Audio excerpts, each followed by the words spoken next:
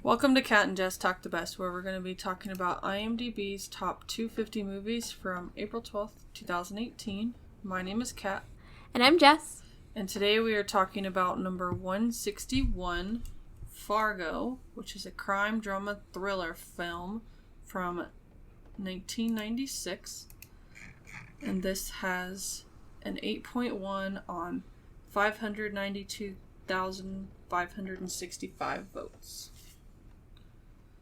So the mystery line that we are revealing today is, "Let's go home, Debbie." And that was from our There Will Be Blood episode. And I didn't see anybody guess on that one. So nobody got it correct because nobody guessed it. And it is from The Searchers. It's an old John Wayne movie. Yeah. I was like, I knew the line, but my dad watches a lot of John Wayne films, so. I didn't know the line, but I know the movie.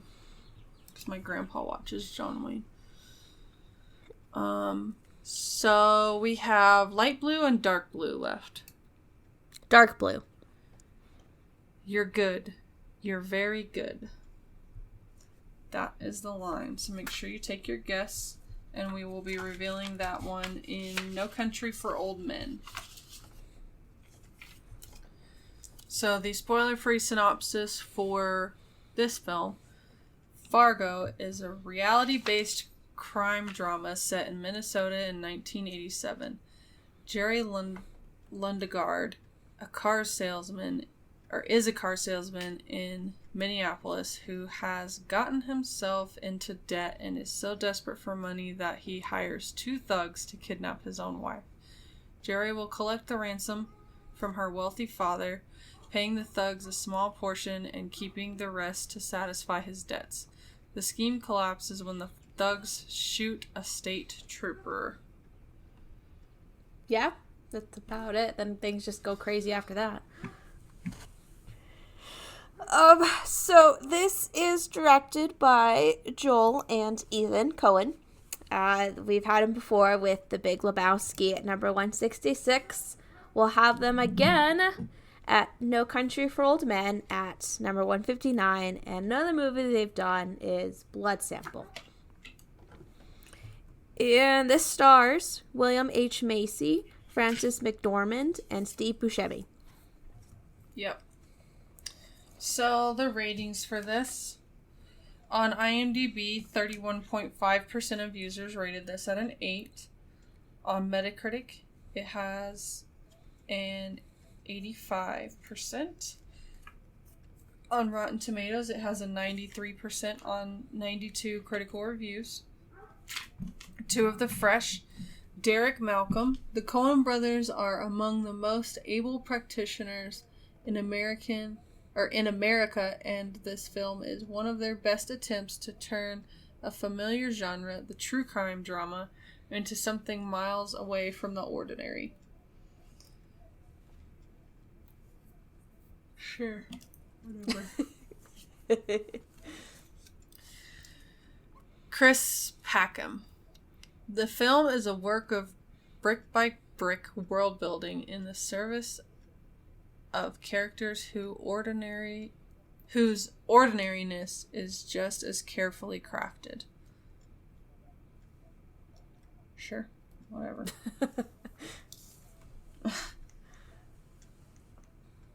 So, too rotten. Adam Mars Jones. In effect, the Coens have written an action film that disregards the basic principle of the genre, that character is expressed in action. I don't think so. But this isn't an action movie. It's like it's a crime drama. Yeah. Someone obviously doesn't know what an action film really is. Yeah, because this did not remind me at all of an action film.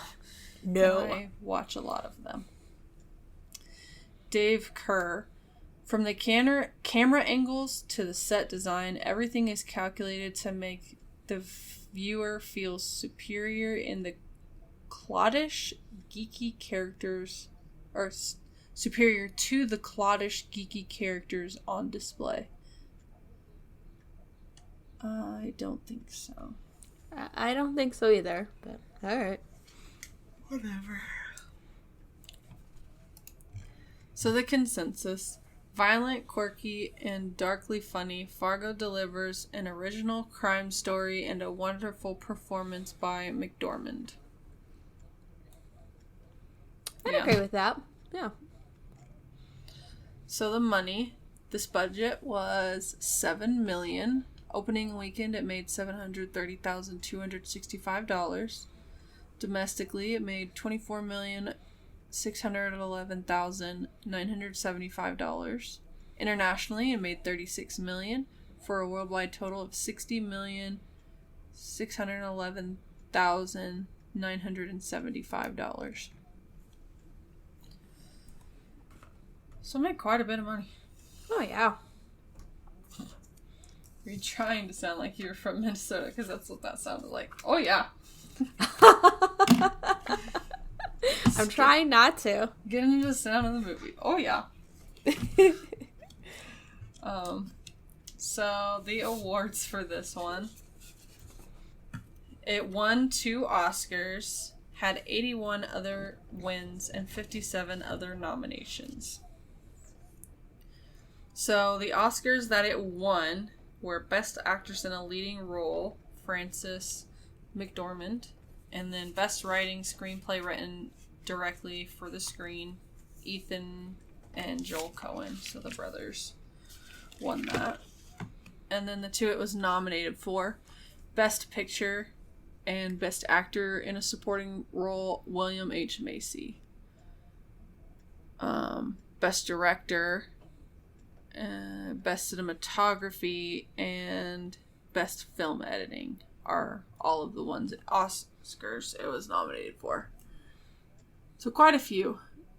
And then the Golden Globes, it was nominated for 4 of them, but did not win any. Best Motion Picture, Comedy, or Musical. I don't know exactly. I mean, it's kind of a dark comedy, so I don't know why it was put in that category. I think it would have fit better in the drama category. Probably because it's super dark. I don't know. But maybe they put it in the comedy or musical category to give it a better shot. Maybe. Best Director, Motion Picture. Best Performance by an Actress in a Motion Picture, Comedy, or Musical, Frances McDormand. And then Best Screenplay, Motion Picture. But it did not win any of them. And then the BAFTAs, it won 1, which was the David Lean Award for Direction, which Joel Coen won, because he was the only one that was actually credited with directing because of some stupid reason. Like, for awards reason, they put it as only one of them directed it, even though they both were there and both directed it. It's like they both do it together. Yeah. But for this one, they only put that one of them directed it. So then the nominations it had for the BAFTAs were Best Film, Best Screenplay Original, Best Performance by an Actress in a Leading Role, Frances McDormand, Best Cinematography, and Best Editing. So, that's all of the awards that we're going to talk about. So, initial thoughts? I've known about this movie for quite a long time, but I've never gotten around to it. I know my dad really likes this movie. I knew about the end part of this movie, because it's probably the most famous thing of it. I won't say. I knew about that, so I was excited to see what the rest of the movie is going to be like, because if it ends like that, I mean, how is it the rest of it going to be? So, when I watched it, I'm like, this is interesting. I'd seen the TV show, so I think that helped. Yeah, overall, I liked it. I did. I will admit, I like the TV show better. I do. I like the TV show better. There's some really good, performances in this. Steve Buscemi just kind of blew me away. I was like, whoa, what is this? Because he's known a lot for now as comedy, and this is a serious role for him, and I was just like, wow. So, he's a really good actor. Yeah. And it just, like, I really liked that. I did. But yeah, overall, I thought it was alright. Okay. I mean, I knew, like, what it was about going in. I'd never seen any of it, but I knew what it was. And I knew that it was always would sit, like, I knew the first bit was like, oh, this is based on a true story. But then I was like, there's no way that this is a true story. Because I'd never heard about it. And I hear about lots of true crime because I love true crime. So I knew it wasn't actually true crime going in. And I had seen the TV show. I haven't watched all of it. I'm on the 3rd season, but I'll finish it eventually. Yeah, same. I also like the TV show better, so I feel like I kind of ruined this movie for myself by watching the TV show first. I should have watched this first, then started the TV show, then watched this again. Just because I felt like I like the TV show more. I mean, don't get me wrong, there's a lot of good stuff in this, and it was entertaining, but I like this show more. I think it's just because it's got the more seriousness to it, whereas there's some of this that I'm just like, wow, that was really blatant attempt at trying to be funny. I don't like it when things do that. So that just kind of shows me, the Coen brothers, that's their main deal there, is being funny. And even when they're doing something kind of serious, they still try to sneak that funny bit in. Yeah, it's dark. I mean, with The Big Lebowski, I think that kind of showed you there. Oh, yeah. No, I know. That's what I'm saying, is they're comedy first, serious later. I feel like. But we still have one more movie, so we'll see how it goes. Yeah. I do like this one better than The Big Lebowski. I figured you would. Yeah, I like this one a lot better. But yeah, that's all I got. Spoiler alert! Spoiler alert! Spoiler alert! Spoiler alert! Spoiler alert! Spoiler alert! That was your warning. If you haven't watched the film yet, then stop listening and come back after you've watched it. So, we get the opening scene where there's someone driving their car through a blizzard, which also happens at the beginning of the TV show, so I like that they connected it. But I feel like, we'll talk about it later, but I feel like the TV show's pretty different. Yeah, there are some differences. We'll he's driving a car with a trailer that has another car on it. And when I was first watching it, I'm like, is that really a car or a truck? I couldn't tell, like, because it's from the front, so you couldn't tell quite right away if it was a car or a truck. Yeah. I mean, if you're pulling a trailer, you usually use, like, a truck, but... I've seen cars pull trailers. I said usually. Not always. But I have also really only seen cars pull trailers in Colorado. Never in Texas did I see that. But that's because 90% of people in Texas own trucks. That's true. So... I was like, I figured that's the case there. Yeah. So yeah, he's pulling this truck and he pulls into, I guess, like this restaurant. Bar. Hotel thing. I don't know. I just called it a bar and called it good. So he goes and checks into the hotel and then goes over to the bar restaurant part of it. And he's meeting with these two guys and definitely doesn't know them. But one of them, Carl, is Steve Buscemi. And then the other one, I don't know how to say his first name, so I'm going to say his last name. Grimsrud is Peter Stormare? Stormare? Something like that. But they are there because Shep Proudfoot is their mutual acquaintance and set up this meeting. And they're mad at Jerry, who is under the false name of Jerry Anderson at the moment. They're mad at Jerry because he was supposed to be there at 7:30, not 8:30. So There's a whole little mix-up. He's like, you're an hour late. Yeah. So, they talk about the car, how the car that he was pulling is part of the payment to them, as well as $40,000. And they're talking about how Jerry wants them to kidnap his wife. Because he wants the ransom money. Yeah, because he's in debt, which I don't think throughout the entire movie they really say no, it never what really his says. debts are.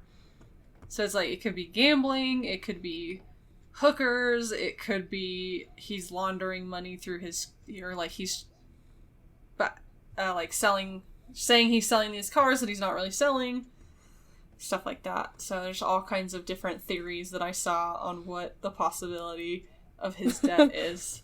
I like the hooker one. Yeah, I was like, hookers, okay, good job. I feel like the most realistic one is is the car one. Probably. But yeah, so he needs this money, and he wants them to ask for $80,000. He's gonna keep half to pay off his debt, and they're gonna keep the other half and the car as their payment, and they accept this deal. And throughout this entire thing, Carl is the only one that talks. Grimsrud just kind of sits there. Yeah, he doesn't have very many lines. Yeah, at all. He's more the action man. Yeah, and he is grumpy looking. Very grumpy. Very. And then it jumps to, it says Minneapolis, Minnesota. And Jerry he's at home now and everything. And he's like greeting his wife and everything. His father-in-law's there. And his father-in-law is actually really rich. So that's where they're going to try to get the ransom money from. Yeah. And of course, wife and father-in-law don't know about the plan. No, nothing. You know, they don't even know that he's in debt. Which I feel like he should have told his wife, got her in on the plan. But then, of course, it depends on how close she is with her dad. Because if she's not that close with her dad, then I think telling her would have worked. But I think the reason he didn't tell her is because she's super close with her dad. It seems like they're close. So, yeah, they're all having dinner together and just kind of chit-chatting about the day, really. And then Jerry asks his father-in-law, whose name's Wade, he's talking about this lot that he found, and he wants to buy it. And he's asking Wade for, the money for it. Yeah, and it seems like Wade does not like him. No, it doesn't seem like it, at all. Yeah. Kind of just puts up with him. Yeah. So, I think he talks to him, and because he asks for a bunch of money, like 700 something thousand, like 750, I think. Yeah, something like that. And Wade is like, well, I gotta talk to my associate Stan, because he's the one that normally does that kind of dealings with my business and stuff. And Jerry's like, oh no, don't talk to him about it. Don't talk to him about it. Just do it. I mean, we're family and we need money, so you should just do it. And Wade's like, no. He's like, I'm gonna talk to my buddy about it. And he also tells Jerry that his wife and grandson, so Gene, not Wade's wife, but Gene and Scotty, his grandson, are never going to have to worry about money. But he doesn't include Jerry in that. He's like, oh, whatever, fuck you. Kind of. It's like, yeah, I care about them. You, not so much. Yeah. So, then we kind of jump back to Carl and Grimsrud. And Carl wants to eat at a pancake house. So they stop and have breakfast, where Carl complains about the breakfast. And Grimsrud just kind of glares at him the whole time. It's like there's that whole spiel about, like, in the car about that. Yeah. They're like, Carl is, like, sitting complaining that he wants pancakes. So they finally stop, and then he complains about the pancakes when they finally eat them. He's like, we'll have pancakes and then get laid. Yeah. Like, that's a great process there. So they stop in Brainerd. And when I was first watching, I just, like, glanced at the word. So I thought it said brained. And I was like, what kind of a town name is that? And then I realized what it said. And I was like, oh, never mind. But yeah, so they stop, get their pancakes, and then go to the hotel and get laid. And I was curious as to the two of them having sex with different girls in the same room, if that's considered an orgy, or is it's just kind of sex because they're not participating all together. That's the question I wrote down about that scene. So. That's a very good question. I don't know. Yeah, I don't either. But it's like, that's a good point. I don't know. Just what popped to my head at that point in time when I saw that scene. That's a funny question to ask, though. Well, you're welcome. So, then we jump back to Jerry, and we find out, he's the executive sales manager at a car lot that Wade owns. And, Jerry's pretty good at it, we think, because he's talkative, and he's kind of he just seems like a car salesman. Like, when you go to car lots and you're, like, looking, and they always come and talk to you, like, hey, what do you need, blah, blah, blah, blah. The ones who, like, won't leave you alone, that's what he seems like. But he's talking to a couple about some, like, paint coat that they need to put on their new car. It costs True $500. coat.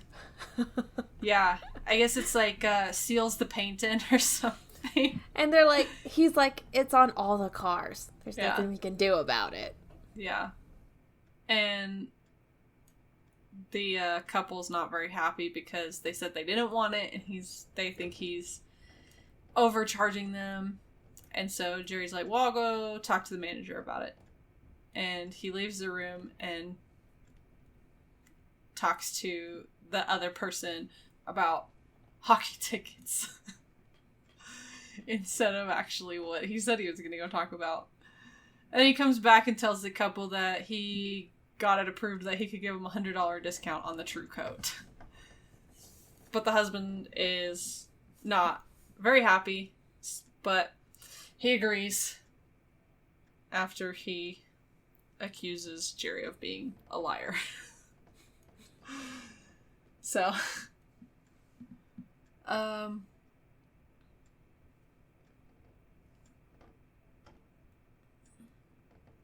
guess the next morning, the Lundegaard family, are having an argument, about Scotty's grades in school.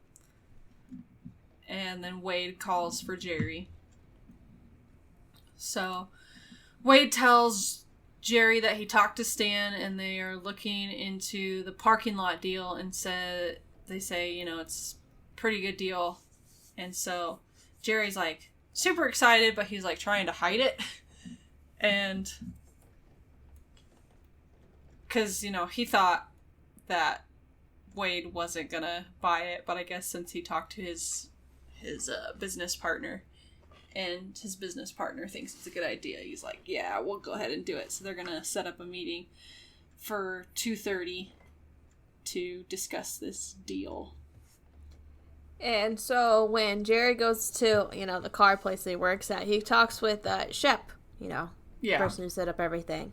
He's like, how can I get I need to get a hold of the guys that you set me up with, because I don't think I need to do that anymore. He's like, why didn't you call him? He's like, I did. I can't get a hold of him. He's like, I don't know. Because he's like, well, since Shep set this up, Shep is the middleman, so I'm going to talk to him. Which makes sense. But Shep has no idea who Carl is. and he tells Jerry that he only will vouch for Grimsrud. And you think what happened is Grimsrud set up this deal with Shep, but then he went and hired Carl as like his wingman because he knew that he would have to talk to some people, and he didn't want to talk to anybody, and he wanted to kind of like pull this off as easily as is possible. So he figured if he got Carl involved, then he could pull it off a little bit easier. That's just my like thought process as to why Carl is even there. It makes sense. I mean, he's the more talkative one of the two.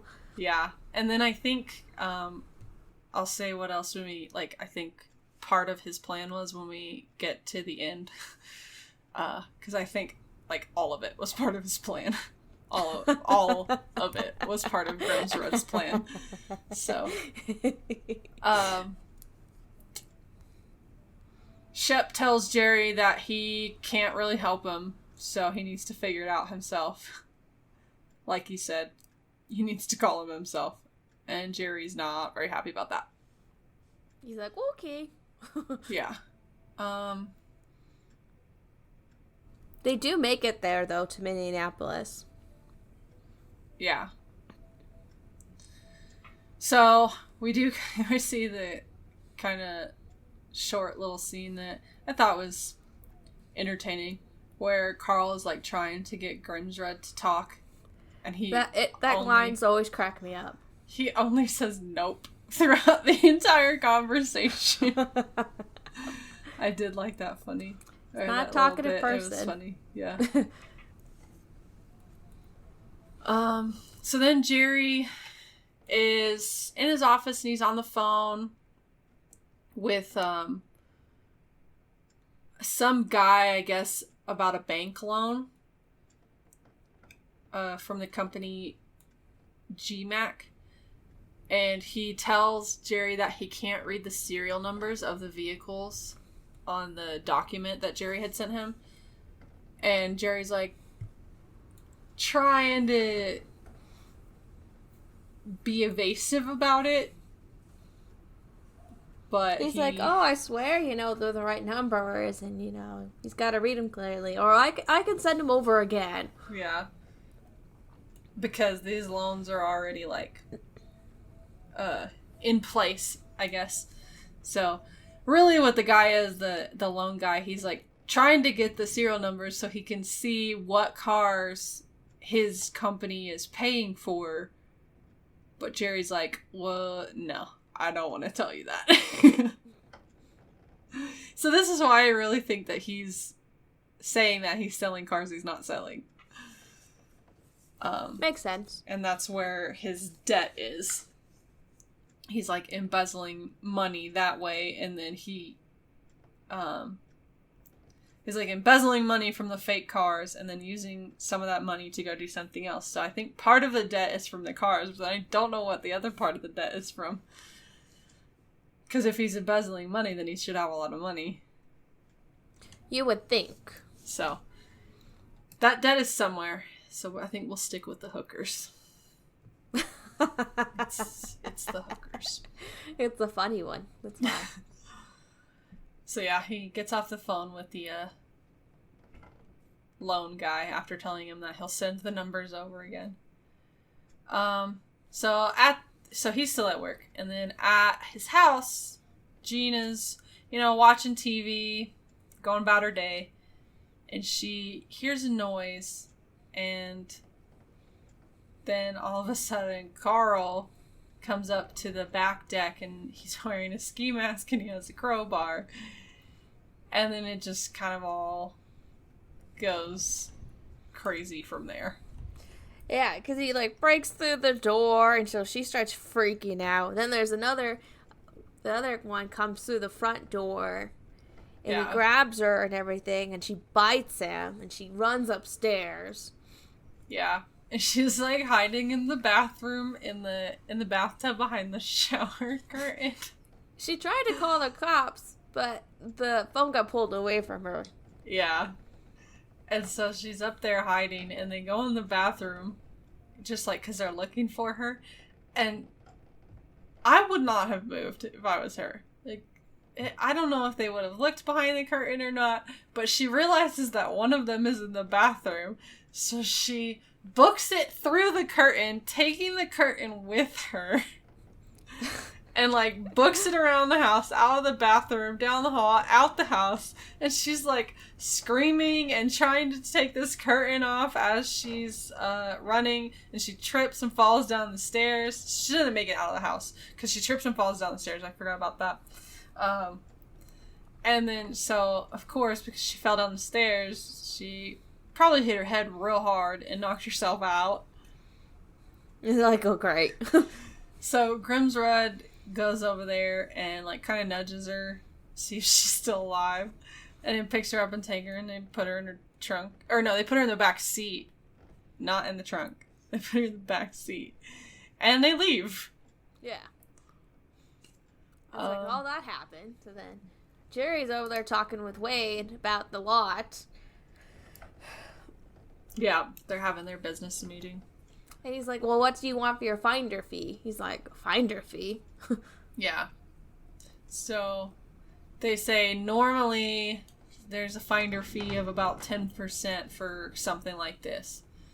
And so he's like, well, okay, yeah, that's... Well, actually, no, he's not happy about it because the $75,000 isn't what he needed. He needed more than that, I guess, because he's trying to convince him to give him the whole $750,000 to invest it himself. And Wade and Stan are like, no, we give you the finder fee, and then we oversee the property. And he's like, we're not a bank. Yeah. But he's still, like, he's trying to get him to give him that money. He's like, I'll even pay back the principal and I'll pay back interest as soon as this deal starts, like, paying out. And still, Wade and Stan are like, no.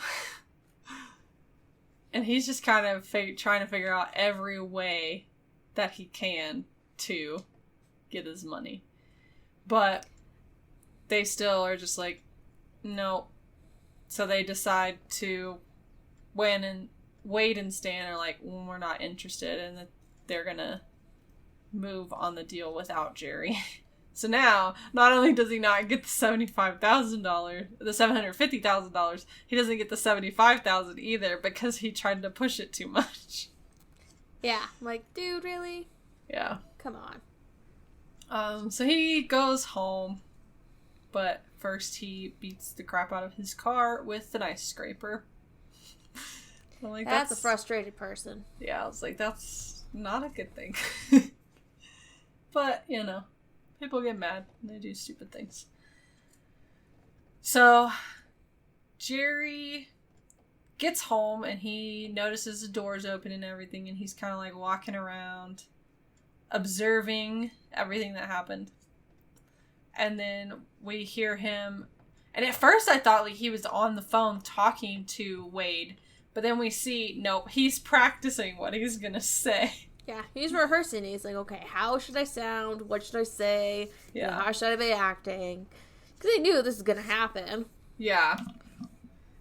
So, then he does end up calling Wade and like telling him, you know, wife's been kidnapped. We need to wait and see what these kidnappers want, see how much money they want, stuff like that. So then we see that Carl and Grimsrud are driving along a highway, I guess, and Jean is in the back sobbing, covered with a blanket, because, you know, she's been kidnapped and she wants to go home. Right as soon as they, I guess, get into Brainerd or something, they get pulled over. And Carl's like, oh, I forgot to put on the temporary tax. Yeah. And Grimsrud just kind of looks at him like he's an idiot, which he is an idiot. So, cop comes up and he's like, can I have your license and registration? Because at this point in time, you didn't need insurance. You didn't need proof of insurance for your car. Because I remember that being younger when my dad got pulled over once, that he didn't have to have the proof of insurance. He just had to have license and registration. Anyways, so Carl shows his license, but he kind of pulls a $50 bill out of his wallet a little bit, like kind of showing it to the cop and being like, oh, I forgot about my tags. I will get them on here actually, and I'll get it figured out here in Brainerd. And so he's like trying to bribe this cop. The cop's not really having any of it, so he hands him the wallet back. He's like, put that in your pocket, step out of the car. Yeah, but that doesn't happen. Nope. Because Grimsrud decides to shoot the cop. Grabs the cop by the head and just shoots him right in front of Carl, and Carl gets some blood splatter on him. And I'm thinking, like, I dropped my jaw at that. I was like, oh shit. Yeah. That was good. I was kind of expecting him to shoot the cop, but I was expecting him to do it once Carl got out of the car. I wasn't expecting him to do it right then. So yeah, right in front of him. It's like, you know what? I'm doing this here. I don't care. Yeah.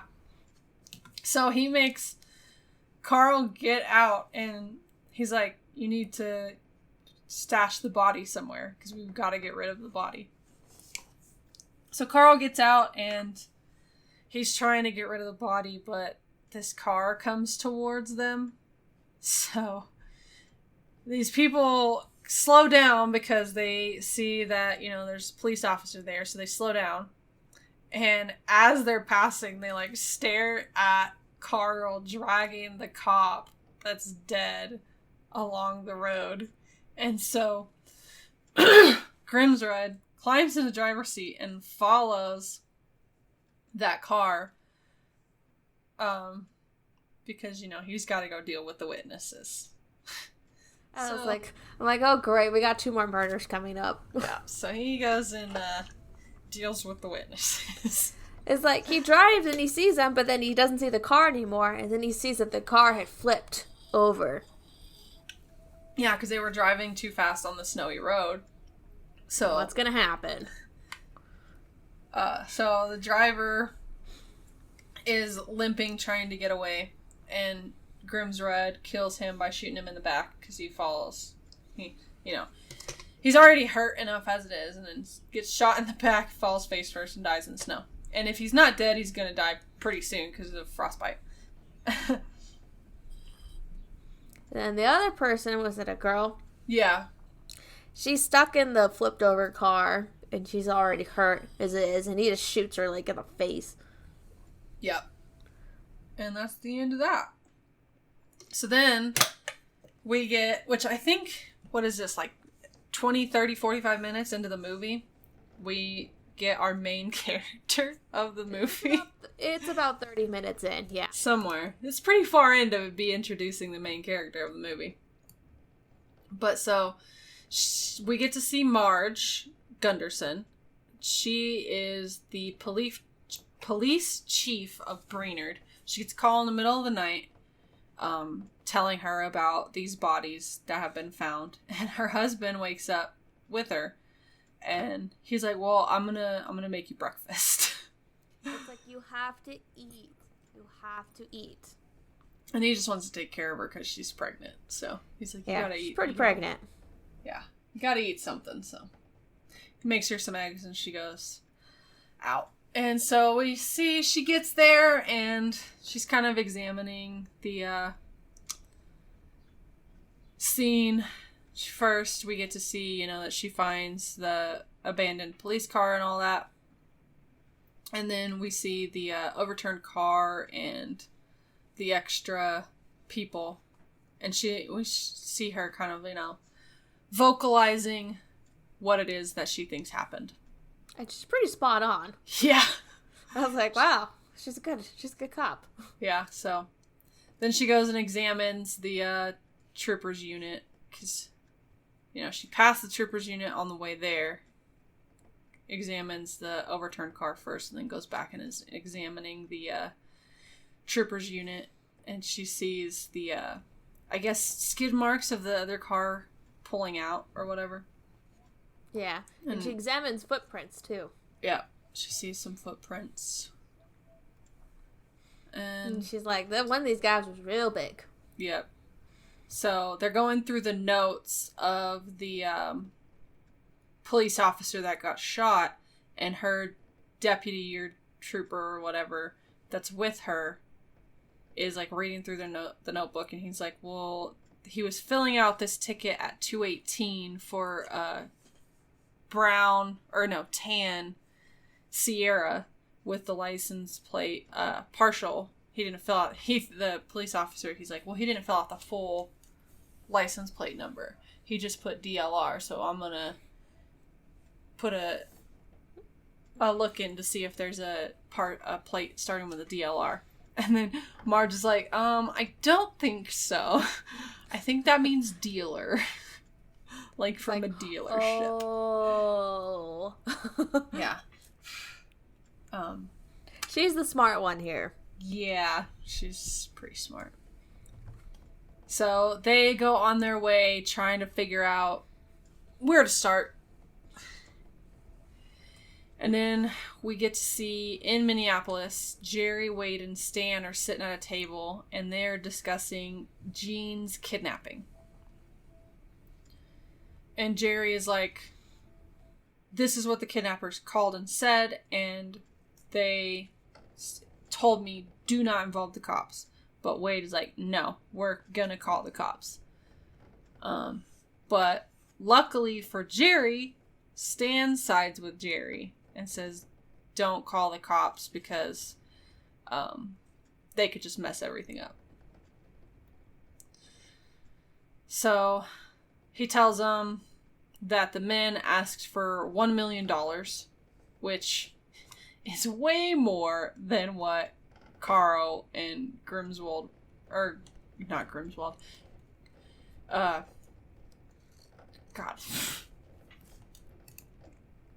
Grimswald was told. That's what, because they were told the $80,000 and they'd split it.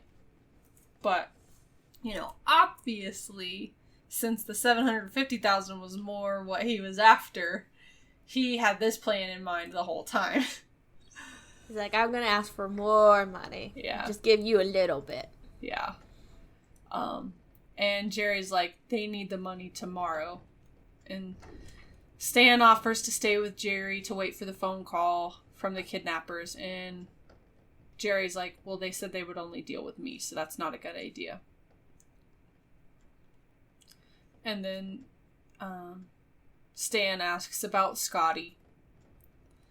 And Jerry seems like, it just dawned on him that anything would happen. Like, any of this would upset his son. Like, he kind of forgot about his son in this whole situation. It's like, oh, yeah, I totally forgot I have a kid who probably is worried about their mother. Yeah. So, then he goes home and he's talking to Scotty about it. And the boy's pretty upset, He's like, is mom going to be okay? And Jerry doesn't really do much to comfort him.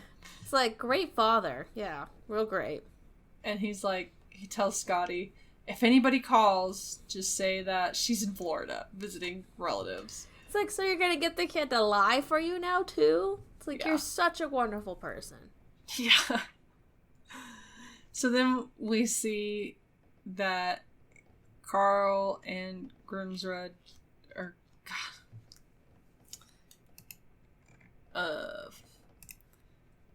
I always forget. I keep forgetting how to say his name all of a sudden. Yeah, Grimsrud. Carl and Grimsrud. That's easier for you. Yeah. Carl and Grimsrud pull up to this cabin, I guess, near the lake or whatever. And they decide that that's where they're gonna kind of hide out and wait to get the money from Jerry. And they let Jean, out of the car. They get her out of the car, and she just starts running, Yeah. But she's, has a was it like a cover on her face, and she's tied up, so she can't go very far, and they're just watching her, just laughing at her. Yeah. So she falls in the snow, and they just keep laughing. Well, Carl laughs, and I thought it was funny, too. Yeah. I did. It was dark, but it's funny. Yeah. So then Marge goes to the police station, and she's eating lunch because her husband is waiting there with her lunch from Arby's. I think it's so funny that that's one thing that they did in the third season is they talked about Arby's, like going to get food from Arby's. So then when it popped up in this, I was like, oh, okay, I see now. So I was like, that's just so random, but now it makes sense. So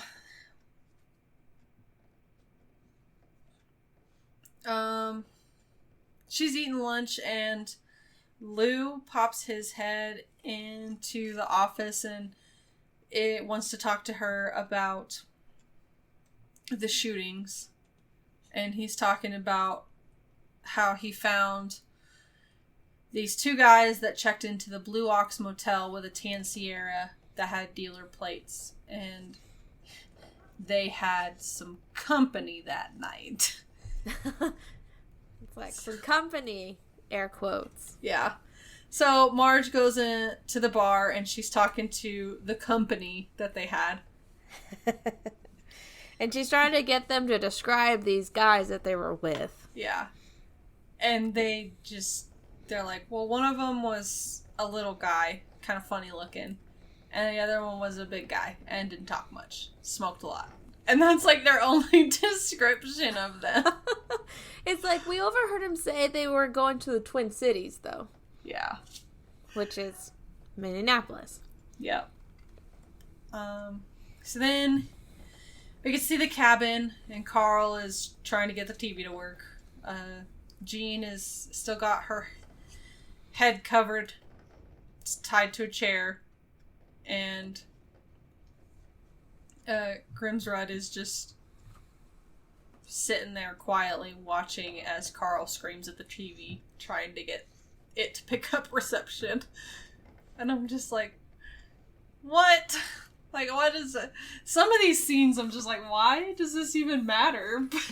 But they're just kind of funny. Like, I think that part was a little bit funny, watching Grimsrud stare at Carl screaming at the TV.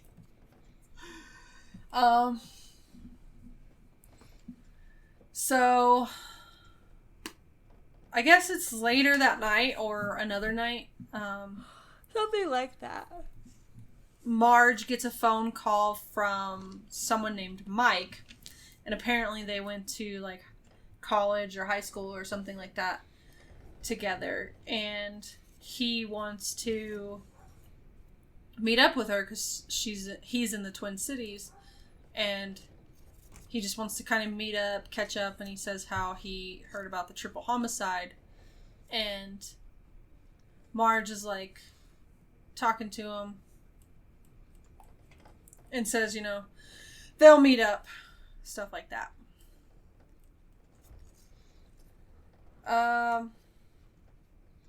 So then we get to see Jerry, and he's kind of trying to sell a car, but not really into selling the car. He's just kind of, whatever. Whatever. He's got his mind focused on other things. Yeah, and so he gets a phone call from Carl, and so he goes to the office to take it, and Carl says that he'll be arriving tomorrow to pick up the ransom, but he wants more money because Carl and Grimsrud need to leave the country because of the shootings. So he demands the entire $80,000, which I don't think it makes that big of a difference, seeing as how Jerry once told Wade $1 million anyways. So Carl hangs up, and Jerry gets another phone call from the guy at the bank telling him he still hasn't gotten the serial numbers. And Jerry, once again, is, like, elusive about it, and he's kind of like this, that, and the other, trying not to go much into the detail about it. And so then the bank guy is like, well, I'm gonna have to get the legal department involved in this if we don't get the VIN numbers of the vehicles. And we need them by tomorrow, or I'm gonna get the lawyer involved. And so that makes Jerry pretty mad. And it goes to a buffet. I'm yeah. like, all right, this is interesting. And you see it's Marge and her husband Norm. They're at a buffet. Yeah. And one of her, cops comes and brings her this paper with, what was it, phone numbers? Yeah. From the calls of the phones that were in the room that they think their killers stayed in. And one of them was to a trucking company, and the other was to the residence of Shep. And so Marge tells the officer that she's gonna go drive to talk to this Shep guy. She's like, gotta make a trip to the Twin Cities then. Yeah. So she heads out. So that night, Jerry, Wade, and Stan are sitting at Jerry's kitchen table. Wade is telling Jerry that he wants to deliver the $1 million to the kidnappers himself. And Jerry's like, no, they only wanted to deal with me. You could mess this all up. And Wade is like pretty pissed off. He's like, well, if you don't let me deliver it, I'm going to the cops. And so they kind of have a little fight about that. Carl heads out from their little lake cabin. He tells Grimsrud, keep an eye on Jean. And at first he goes to the airport, the Minneapolis airport, and then he's like, well, no, I don't think this is a good place. So he leaves. And I thought this part was kind of funny, where the guy at the parking where you pay, he's like, well, it's still $4. You still have to pay the $4. I get so irritated about that. Yeah. So he pays the $4. Oh, and while he was at the airport, he stole a license plate from a different car and put it on his car. It's like a car that's been parked there a long time because, they're traveling. Yeah. But then so he leaves and everything.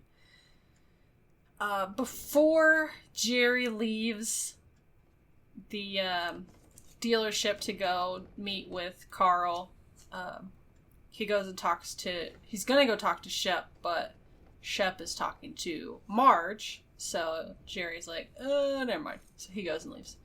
And we see the little conversation between Marge and Shep, and Marge is like, well, you got a phone call at 3 o'clock in the morning. Do you remember it? And Shep's like, no. He's just playing dumb. He's like, I have no idea what you're talking about. Yeah. So then Marge decides to go talk to Jerry, because she's like, well, they had dealer plates, and this is dealership, so maybe they got the car from here. And she notices, Jerry's real nervous, and he's like doodling, and he really doesn't want to talk to her.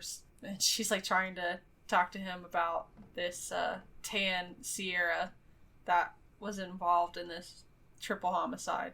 And he really doesn't want anything to do. He's like, well, I know it's not one of my cars. He's like, none of the cars have been stolen. Yeah, he's like, it's definitely not one of mine. And she's like, well, how do you know? And he's like, well, I just know. And he's just like, not giving her any information, so she leaves.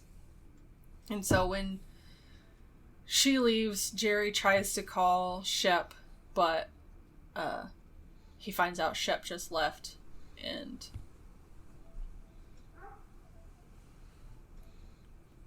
I guess because he was upset that he was somehow connected to this, so he was like, I gotta figure out how to be unconnected to this. But we don't really see Shep much the rest of the movie, so...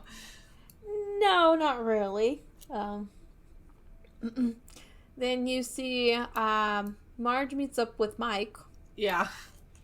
That's a very awkward scene. Yeah. It's like when you meet up with somebody you haven't seen in a really long time, and they've been holding, like, this entire, like, crush on you this entire time, and they're crazy. Yeah. That's exactly what that was. And for me, I was just like, what's the point of this scene?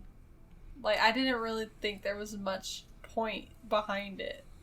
Like, I don't think it was funny. I don't think it was useful. It was just awkward, and I wanted it to be over. I think that there's a reason why it's in here for a reason. I feel like it should have been taken out. You're not the only one who's ever said that. Oh, I know that. So then we jump back to Carl, and he's got some prostitutes with him.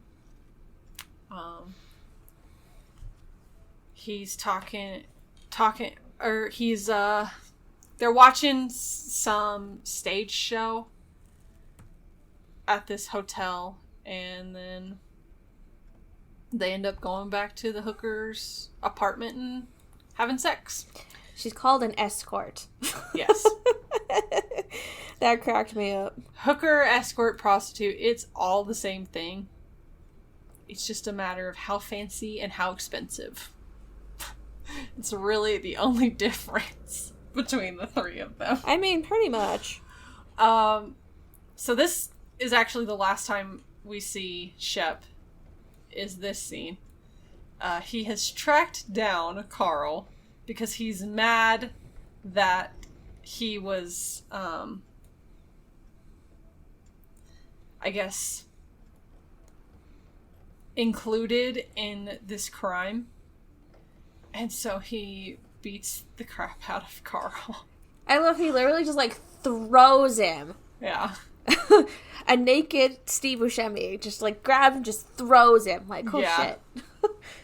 It was funny. The part was really funny. I did like that. But yeah. And then he beats him with a belt. Yeah. Yeah. So then, Carl, all beat up and bloody, calls Jerry at his house, and he's, like, super pissed off, and he tells Jerry that he needs the ransom money in 30 minutes at the Radisson Hotel, or he's gonna kill him and his family. And since Wade is listening, he immediately takes the briefcase full of $1 million and heads to go to the meeting. And Jerry is, like, about ready to go, but then he's like, go with Wade, but Wade just kind of, like, leaves him there and doesn't say anything to Jerry. So Jerry's like, well, we'll just see what happens. So we see as he's driving that Wade has a gun, and he's not planning on handing over the money. He's planning on killing the kidnapper. So we see Carl sitting at the roof of the parking garage, and he's waiting for Jerry. And so he sees the car pull up as Wade actually pulls up, and Wade gets out and is demanding where his daughter is. Like, where's my daughter? Give me her right now. All that. And Carl's just like, well, who the fuck are you? He's like, you're not Jerry. Yeah. So Carl's like, give me the money and I'll give you your daughter, and Wade's refusing. So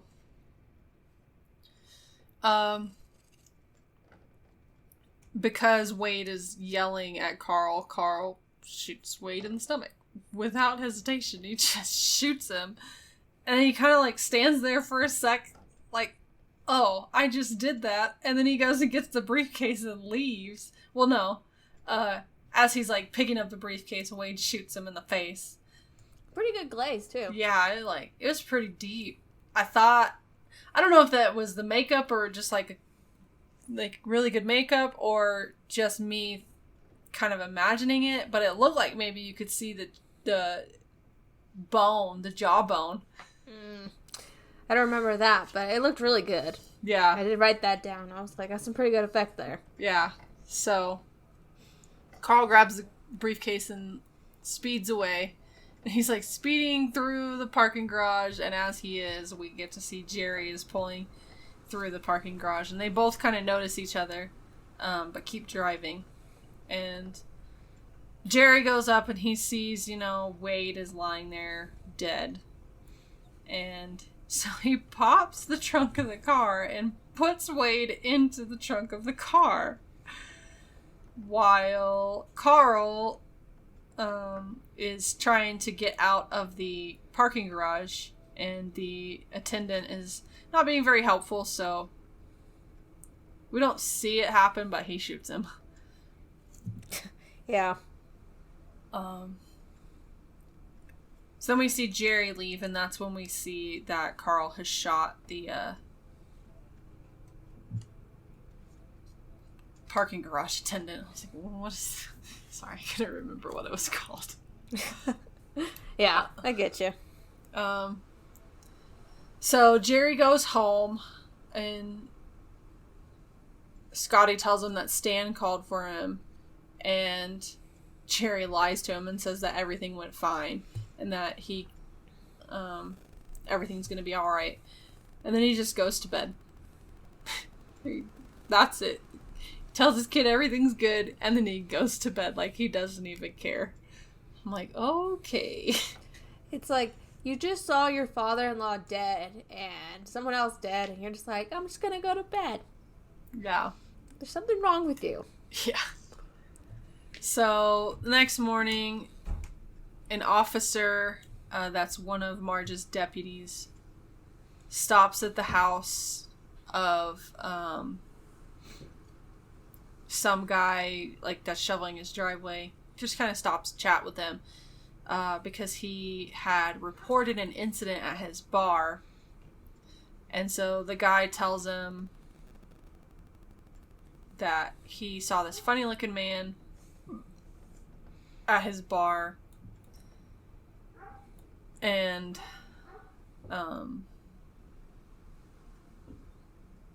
the guy asked him, the funny looking guy asked him where he could get some action in the area.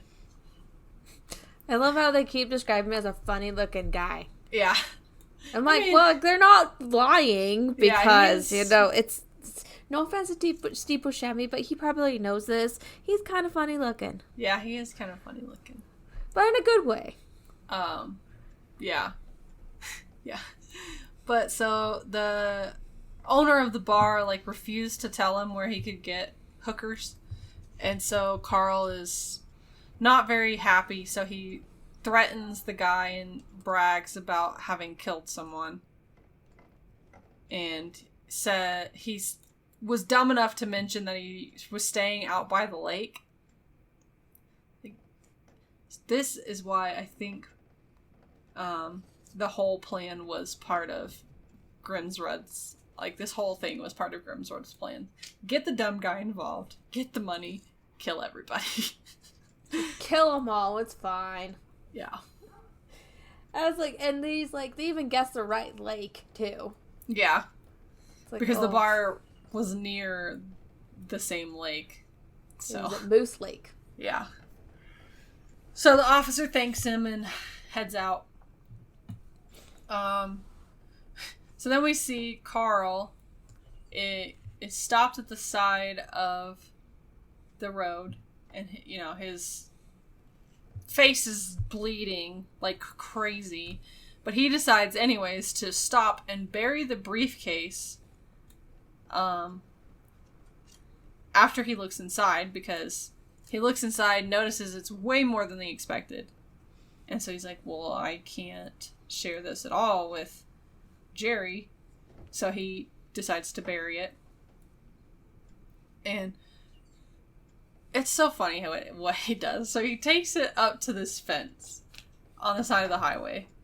And he digs a little hole in the snow, puts the briefcase in there, and puts it... And then he, like, looks to the left and looks to the right and notices, like, no landmarks. So he puts his ice scraper in the snow. I'm like, it's Minnesota. Yeah. It's like, how are you not gonna go around with no ice scraper? Yeah.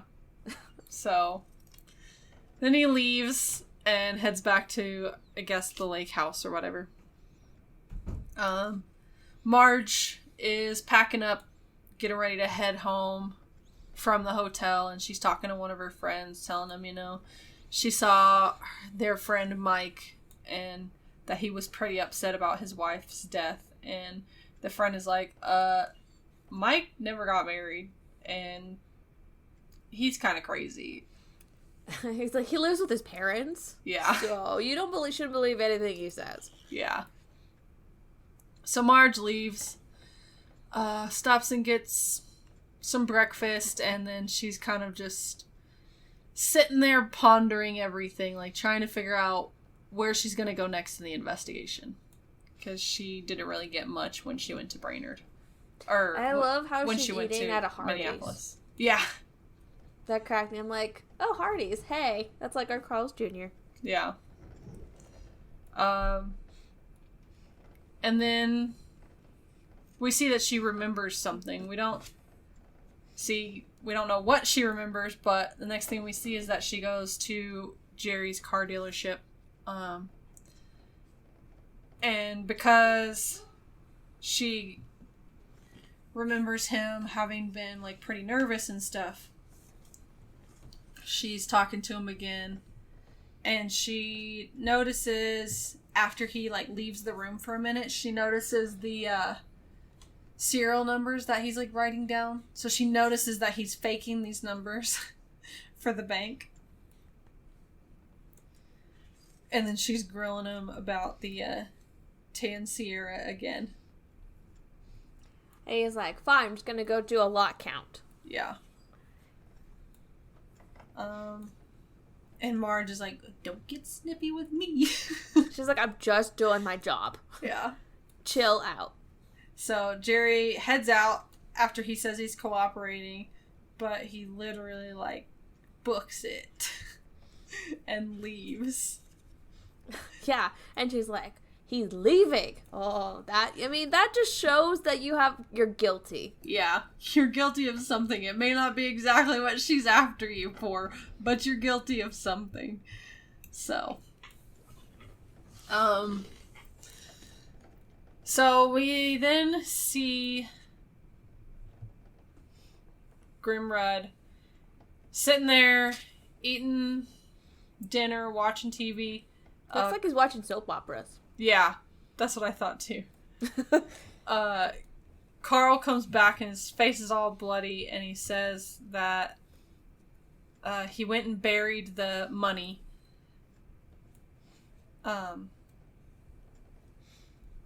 He's like, I buried the money. Here's your half, like the 40,000. Yeah. Here's mine. I'm leaving. I'm taking the car.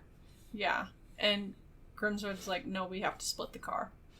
He's like, how the hell do you split a car? Yeah. I thought that part was funny. So they're kind of mad at each other, He's like, well, I'll just pay you. Grimswood is like, you have to pay, one of us will pay for half of it, and then the other one will take it. So Carl has to pay half the value of the car from his share of the money so he can take the car for himself, and that's when they, like, start fighting. Yeah. And you see that Jean's on the floor. Yeah. She's most likely dead. Yeah, I didn't know for sure, but I just assumed she's dead. Yeah, I figured she was dead. I'm like, it's just, because he said that she wouldn't shut up. Yeah. She just kept screaming. He's like, she wouldn't shut up. Yeah. So, Carl is pissed off, so he leaves, and he's heading to his car, but right before he's about to get in, Grimsrud comes out, and he's got an axe, and, Carl turns around, and he's got no more head, we're guessing. Yeah, he just swings at him, and then it just goes to, like, something different, and you're like, oh, shit. Yeah. Because then next we see that, Marge is driving along this road, talking to Lou on the radio. And they're talking about Jean's kidnapping, and because he had, there'd been a report from Stan and Scotty. They finally decided to report Jean missing, as well as they reported Wade missing. And so she's driving along, and she notices the tan Sierra parked in front of a cabin. And so she shouts for Lou to send backup, and what I think was not only, like, really stupid, but also super dangerous, because she has no idea, like, what's going to be happening. She gets out of the car and goes to follow this really loud sound, which, I mean, as soon as I heard it, I knew exactly what was happening. Because I heard it. That's the part I knew. Well, I had never seen any of it before, but the reason I knew what it was is because there was an episode of Bones which I didn't get the reference until I watched this movie. There's an episode of Bones where the killer puts the body in a wood chipper to spread it through this land so that hopefully the body wouldn't be found.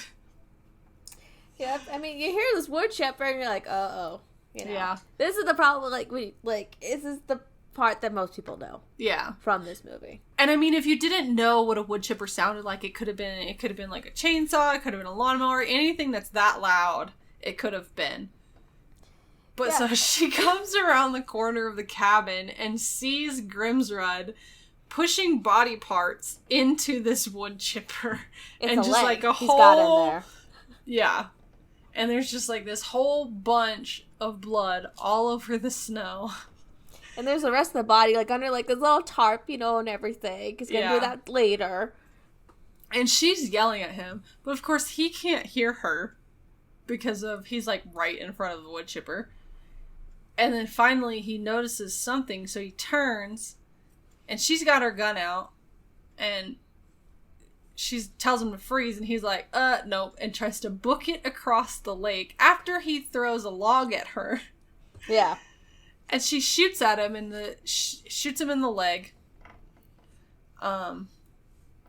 Which he falls down and everything. She walks up to him. Yeah. And she arrests him.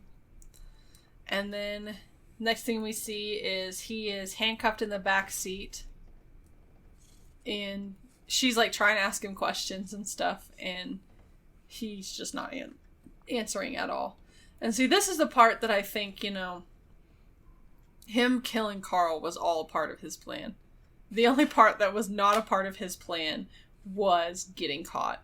He planned on killing Jean. He planned on killing Carl and taking whatever money they happened to get. So when Carl was the dummy and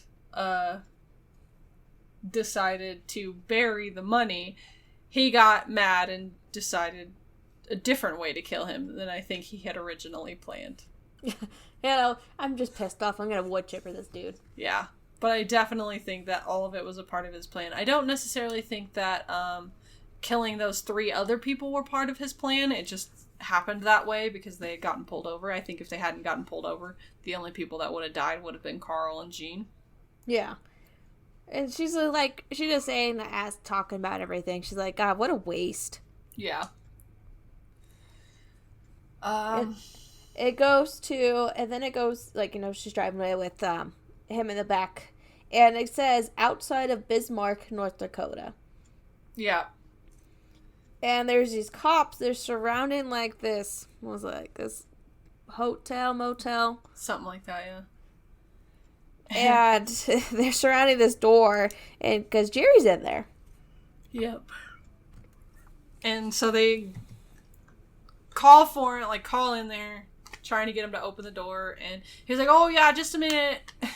And they decide that they don't want to wait just a minute, so they bust open or unlock the door, and they see that Jerry's trying to escape out the bathroom window. They catch him, slam him down on the bed, and arrest him. Which I think is funny that he's only in his underwear and a t-shirt. Yeah. And he was about to go out in the Minnesota winter in his underwear and a t-shirt. I'm like, that's real smart. It's like, it's freaking cold. Yeah. I mean, like, that northern part, Minnesota, North Dakota, like, that area, that's freaking cold. Yeah. Well, because not only do you have the super cold, snowy winters, but you've also, they're up there near those big, huge lakes. So it's super humid, which makes it colder. Yeah. So it's super friggin' cold. So, like, we're here in Colorado, and it gets cold when it snows. And it gets cold in the winter. I'm from Texas, and it's super humid there, so it gets cold. But both of them together, I don't think I would be able to stand that. Like, that is too much. No. It's way too cold. Hell, I bitch about Colorado winters. I bitch about any kind of cold. If I am cold, I am upset. I mean, true. If my temperature is not where I want it to be, like, the temperature is, if it's too hot or it's too cold, I'm upset. So, but yeah, so they arrest him, and then, that night we just see Norm and Marge, they're sitting in bed, I guess, like, watching TV or something, and, just kind of having a normal night, talking about their stamps. It's like, because Norm is an artist, and he got his artwork on one of his stamps. Yeah, so they're talking about the stamps. And Marge is all proud of him and everything. And then we find out 2 more months, and she's going to have her baby. And that's about it. It's pretty much the movie.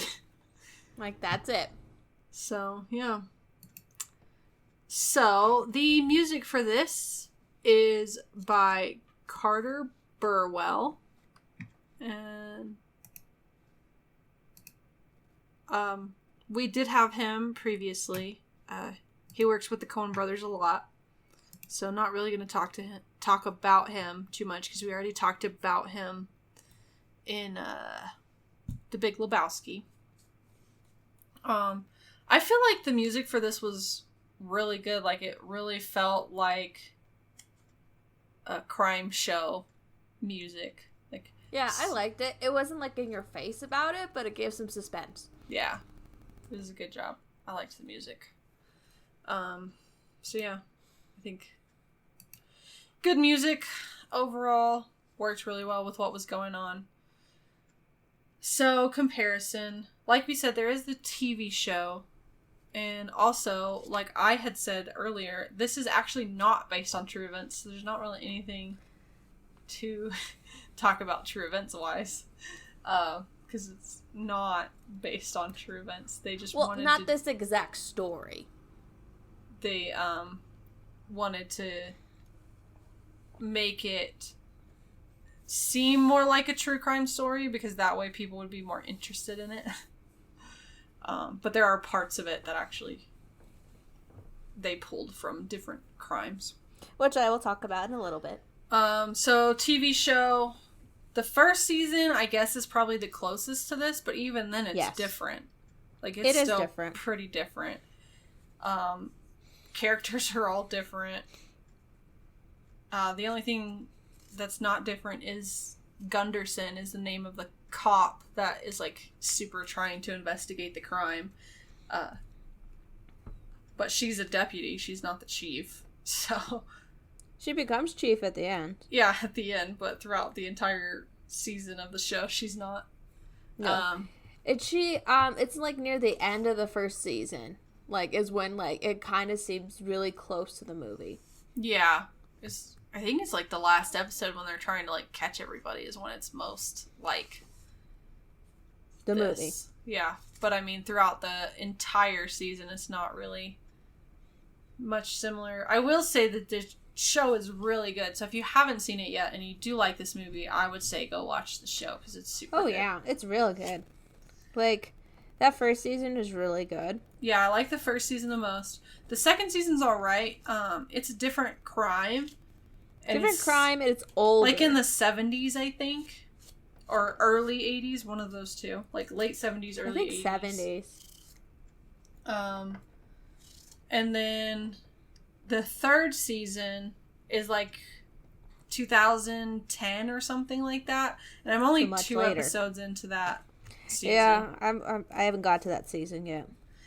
I'm only 2 episodes in. I mean, it's good so far, but I still like the first season the best.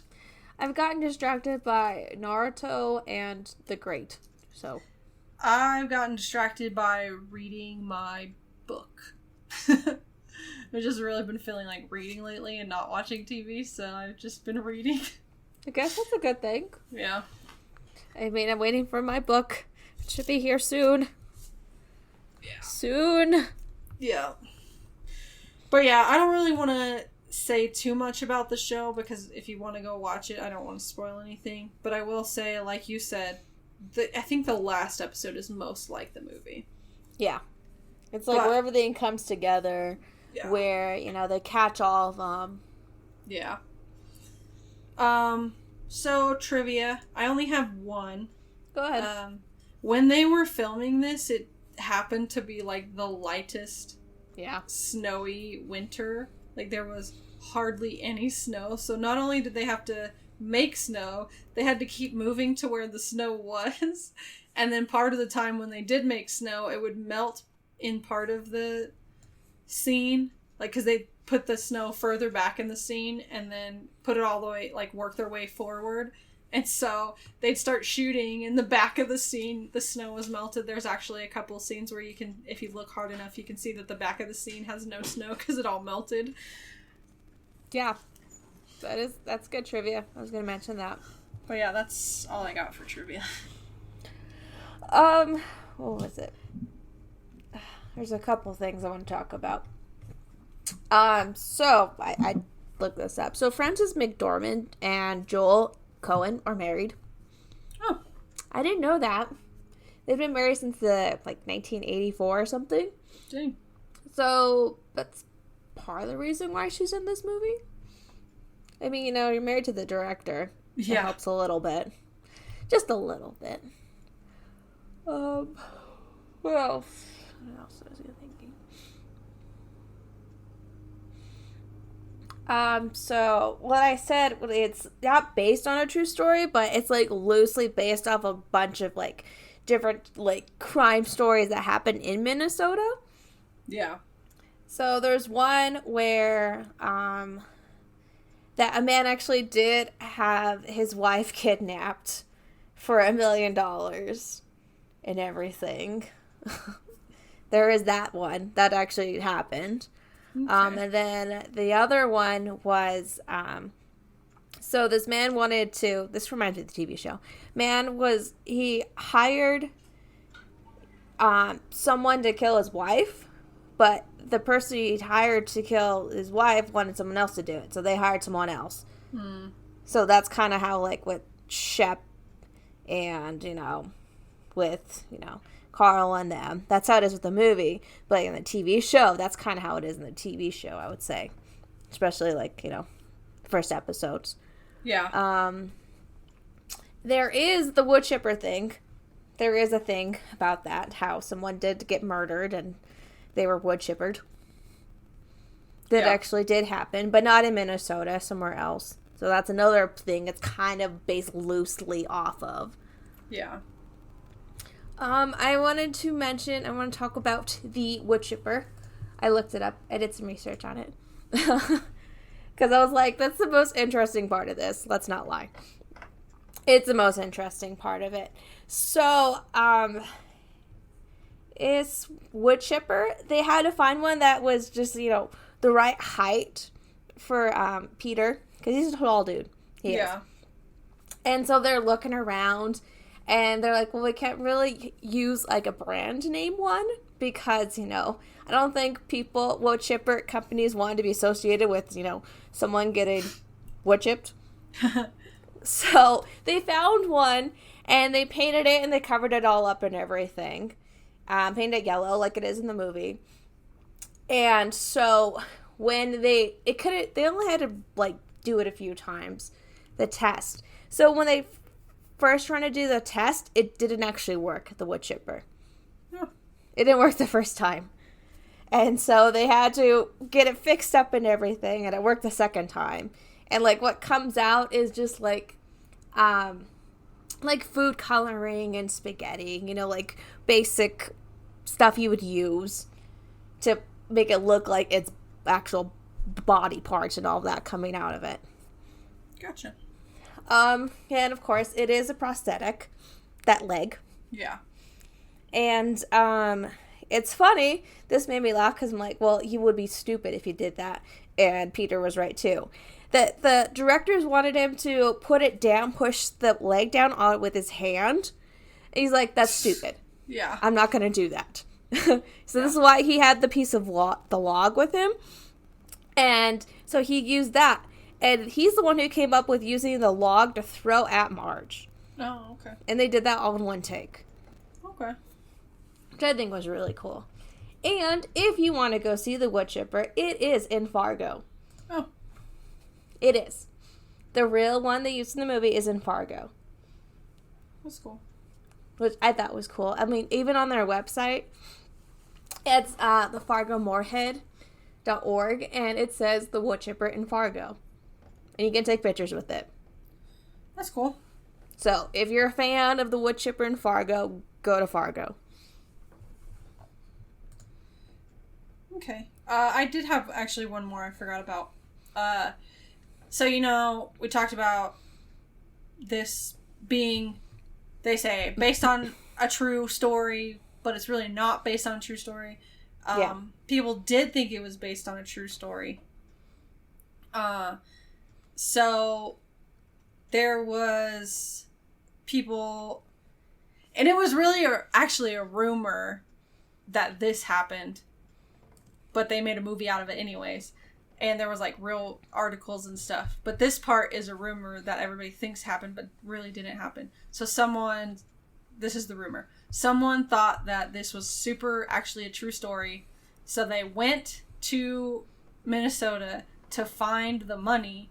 And they were, like, looking for the little red ice chipper thing in the snow to find the money. But because it was super cold and they weren't prepared, they ended up dying in the wilderness of Minnesota. So that was the rumor. And because there was, like, so many news articles and stuff about people who actually believed that had happened, they made a movie about that too. Oh, jeez. People believe anything, will they? Yeah. So, yeah. So 2 movies that are supposedly based on true events, but not really. Not really, no. But yeah, that's all the trivia I have. I forgot about that one for a minute. That's a good one. Yeah. So where it has been on the list and before and where it's at now. In 2010, it was number 118. In 2012, it was number 127. 2014, it was number 152. 2016, it was number 166. 2018, it was number 164. And as of today, when we are recording, it is number 177. So it has been going down a lot, but it's kind of like maintaining a good pace. I think it will probably stay on the list for a while, because I feel like a lot of people watch the show if they know about the show, especially since it's on and, like, still continuing. Yeah. So they'll watch the show and they're like, well, I want to see what inspired it, and so they go watch the movie. So that's probably the main reason it's probably been on the list so long. Yeah.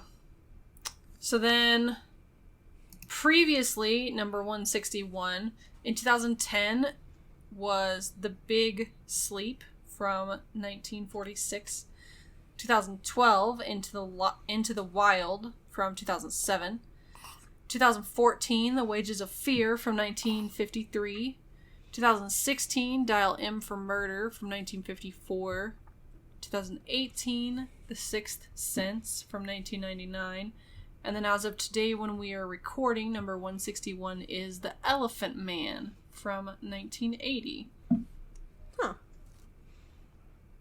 Yep. So, some podcast trivia from stuff we've done. So, like we said, this is the second movie on our list that we've had from the Coen brothers. Because we did have The Big Lebowski a few weeks ago. And then, actor-wise, we've had quite a few of these actors before. Both Steve Buscemi and Warren Keith were in this movie, and we had both of them before in The Big Lebowski. And then a couple of actors that we're gonna see again are Harve Presnell. He'll be on the list again. Larry Brandenburg will be on the list again. And then David S. Lomax will be on the list again. But then also we had him in 12 Monkeys. Huh. So. Did you get Frances?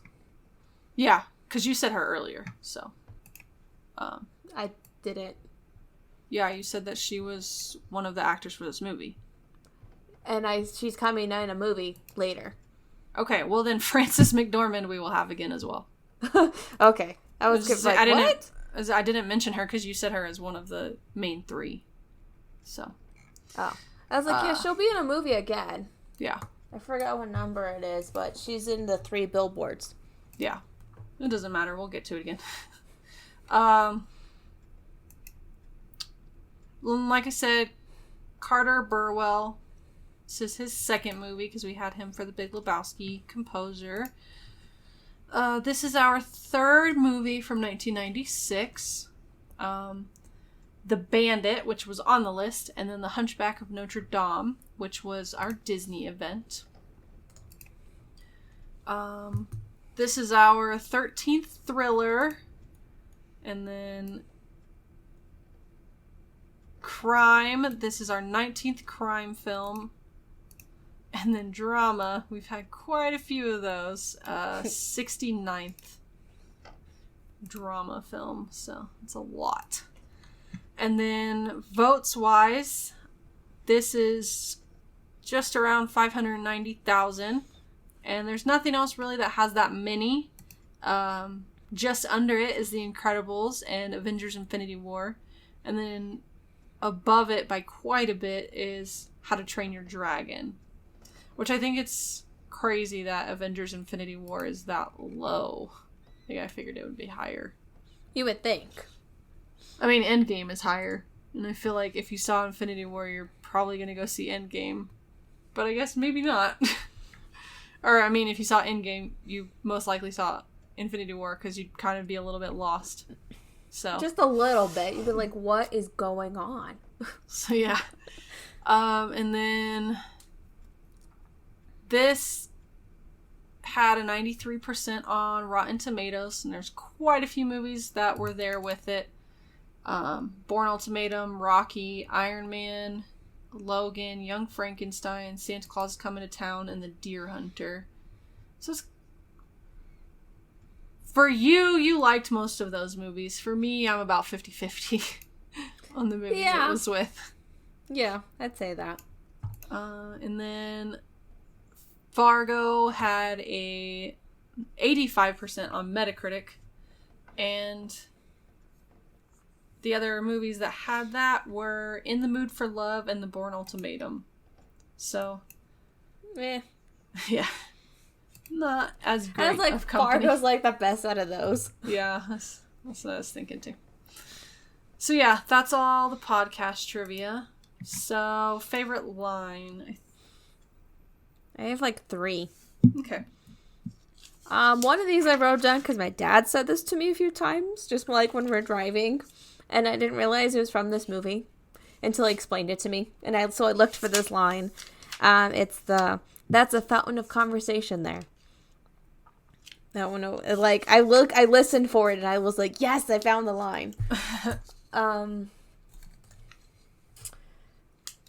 Well, the little guy was kind of funny looking. I say that a lot. It's funny looking. I know, that's why I wrote it down. And the other one, this is another famous line. You should see the other guy. Yeah. Those are my 3. And it's funny, like, you should see the other guy. I've said that a lot. Well, not necessarily in that way. But I didn't even know what it was from until I saw this movie. Because there was one time in soccer when I got hurt. I, got hit in the face with the ball because I was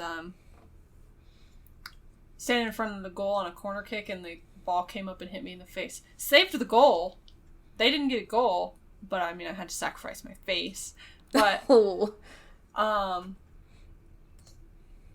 when I was leaving, I was talking to my parents and my grandparents that were there, and they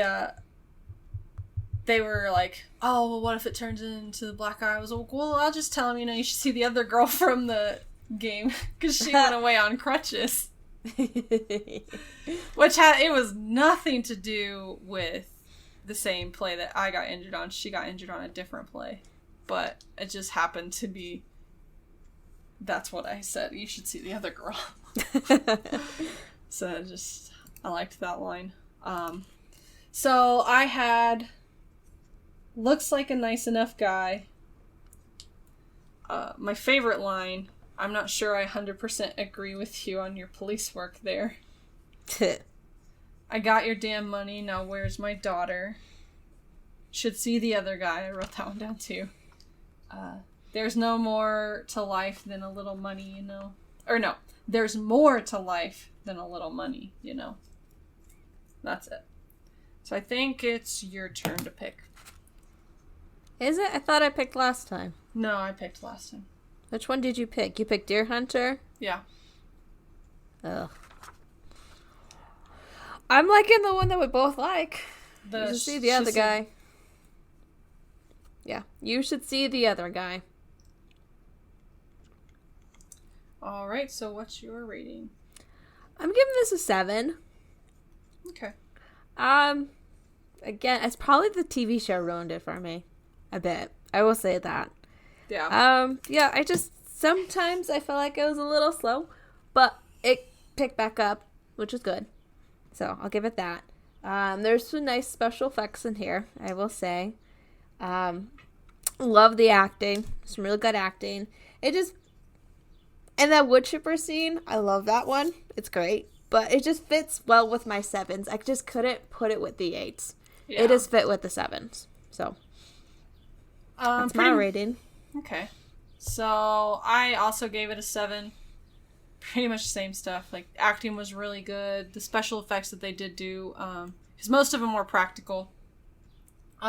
There is one when the cop gets shot in the head, the blood spurts. I was like, what is with the blood spurting from headshots? Because that we had that same problem in the Deer Hunter.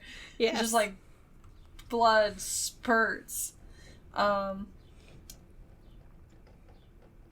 Yeah, that was one of my things that I kind of took away for.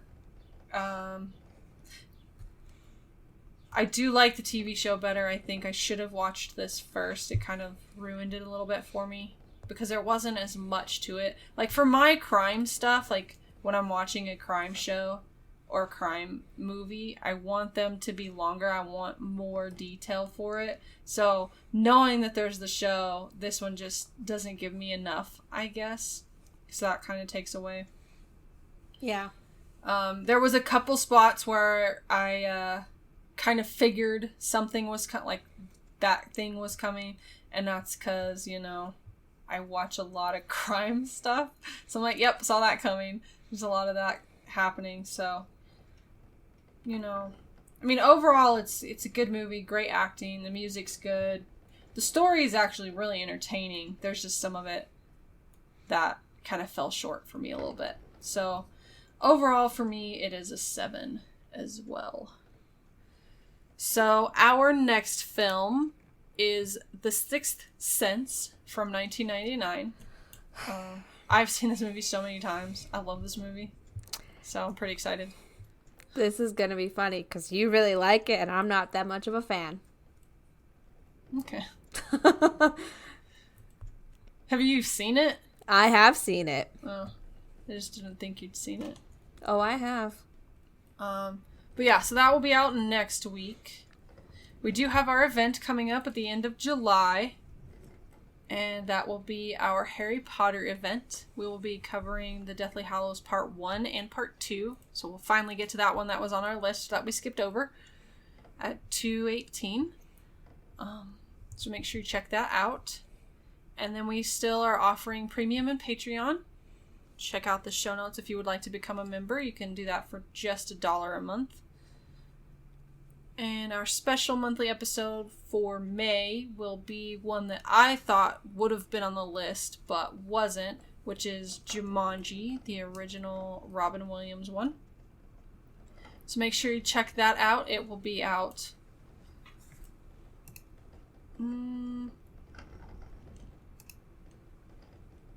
actually the day after this episode. It'll be out. So then if you can't support us that way, becoming a premium or patron member, you can always leave ratings and reviews. Those help us out a ton. Let us know what you like and don't like, as well as helps us get new listeners. If you want to talk to us, we are on Twitter, Facebook, and Instagram. The links are in the show notes, or you can email us. Our music is by Audio Binger. You can find him on Facebook, YouTube, and his website, audiobinger.net. So until next week with Fargo, thank you so much for listening. Bye. Bye.